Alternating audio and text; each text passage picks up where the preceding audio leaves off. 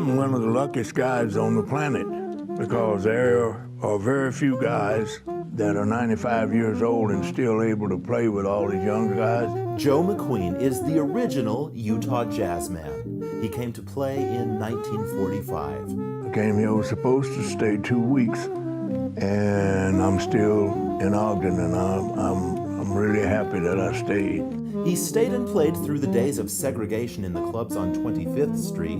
I started hiring white musicians and Mexican musicians, anybody I could get to work with me. So I've had a mixed band now for the last 60 years or better.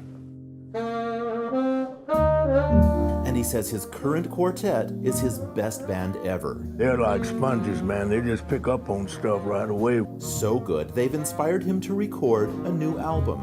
You know, he can play one note and blow you away. Ryan Conger plays organ in the legendary Joe McQueen Quartet. My favorite thing to do is just drive to the gig, actually, with him in the car. He's an amazing human being, really. When he first started playing with Joe, he was concerned about Joe's longevity, hesitant to book gigs too far in advance. You know, I didn't want to say it, but I said, but you're old, Joe, you know? And he said, well, you never know who's going to die first. And I said, you might die before I do.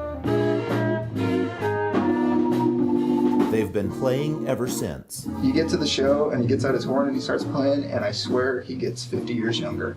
I love it, and I can still do it, so I do. Joe has some advice for young musicians. Practice, practice, practice, which a lot of kids don't want to do. As for aging, there's not as much advice as there is gratitude.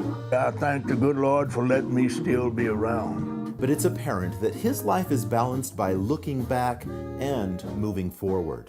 In a short period of time, I'm gonna put out another album. That is, if the rest of the band can keep up.